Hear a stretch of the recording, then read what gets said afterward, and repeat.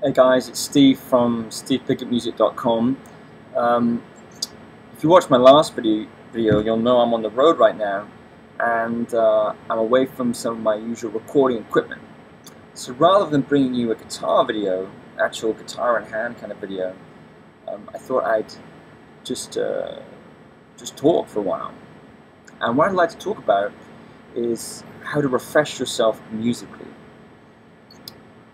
If you've been playing for a little while, you've probably come across this once or twice already. Feeling of being a bit stuck in the mud, musically speaking, a little bit same old, a little bit uninspired, musically speaking, uninspired to guitar playing, and feeling like you're not really bringing anything emotionally to your instrument anymore. This is really common. So the first thing to be aware of, I suppose, is it's very, very common. And it's something that I think everybody goes through. We go through phases, it seems to me, it's been my experience anyway, we go through phases of being very inspired and productive and all these things. And then there are some moments, sometimes when, at least I found, when I've accomplished something, maybe I've finished a project or something like that, and there's a bit of a downtime afterwards. Sometimes I can feel a little bit lost for what to do and a bit uninspired in that time. Anyway, here are a couple of things that I found useful to refresh myself musically. First one, attending gigs. I look at this as an important part of my musical maintenance. You know, in the same way you go to the gym or you exercise, you know, to keep your body ticking along nicely, and you eat well and whatnot. In the same way you practice your scales and whatnot, you know, to keep your musical chops in shape. I think there is something to be said for feeding the artist within, and reconnecting with that audience's perspective. The idea of what it's like for the person to experience music as the listener, as the audience member. It's very important. It's why most of us start playing music. You know, we are moved and touched by it as it's given to us as a gift, and then we're moved to learn how to play it ourselves. So I find that particularly cool, going to gigs. I've seen a lot of really great gigs recently. Richard Bono was an amazing gig. I saw Black Dub, which was very, very inspiring.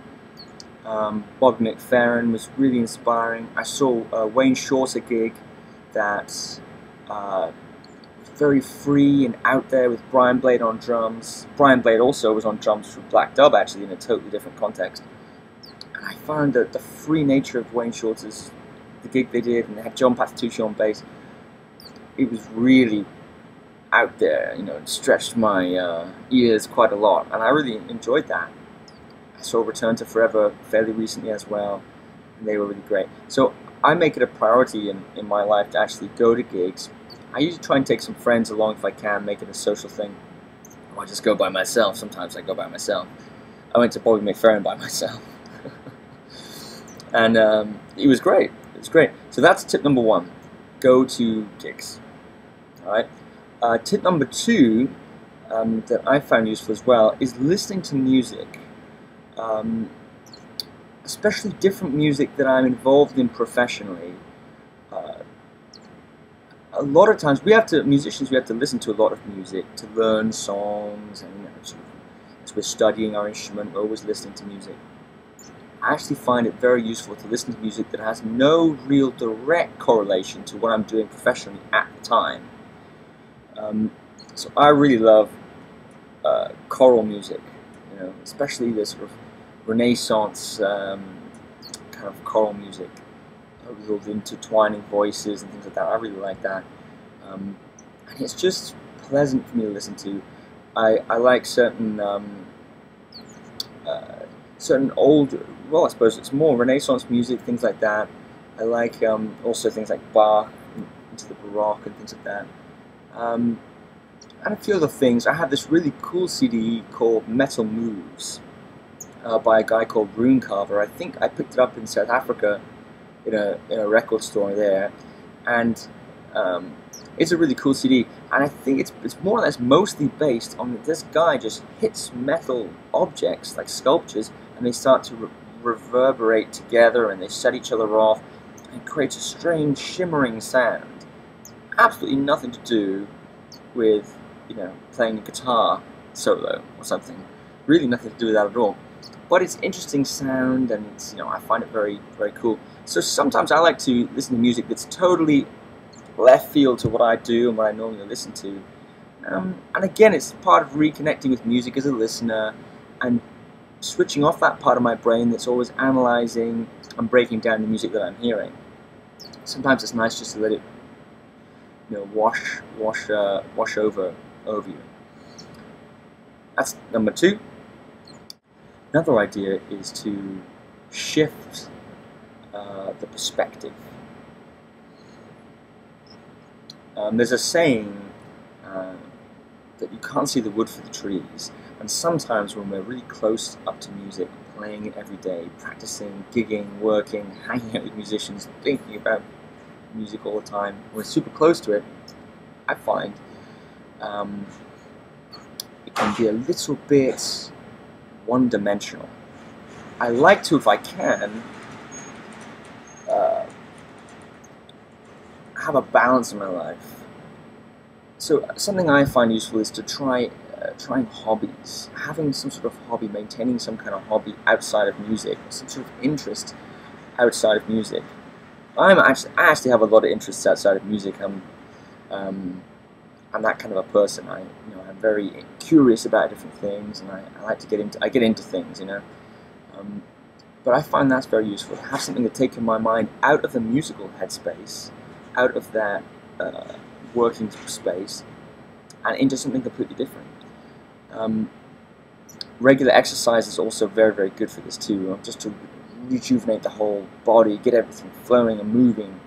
I find that keeping that as a regular part of my life is also very good in terms of shifting perspective away from music or to the side of music for a space of time. So when I come back to it, I'm more refreshed. Even things like going for a walk, you know, going to a restaurant with some friends, hanging out with some friends, you know, going to a pub with some friends, or whatever it might be. Enjoying the basics of life, really, and not being so chained to music all the time. I see a lot of that. You know, I've been the same way. You know, you get so caught up with music, and things seem to matter a great deal that aren't that important, like whether or not the guitar solo I played last night was particularly good, or, you know, if I felt like I missed a lick, these things are not worth killing yourself about. Address them in your practice routine if it's a musical problem, but really it's not worth beating yourself up about. So getting a bit of perspective on musical things by living a normal life is very cool, I think. Number 4, broadening the artistic perspective. What I mean by this is again to do with feeding the inner artist.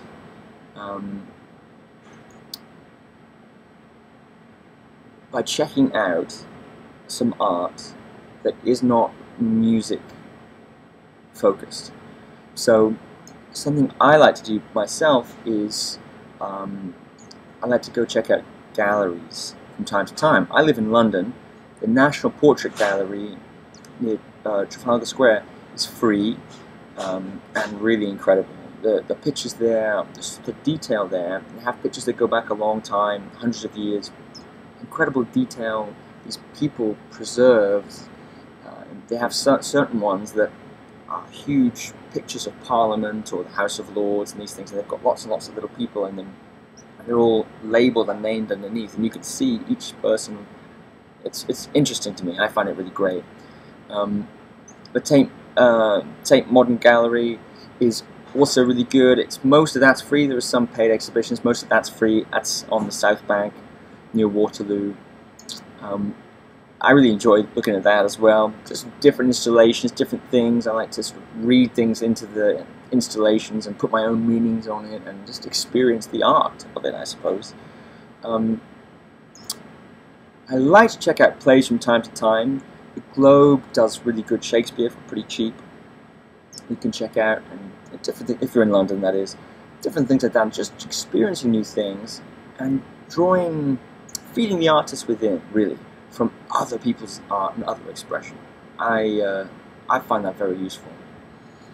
And the fifth one, the final one I'm going to talk about today, is to take a break. Just take a break.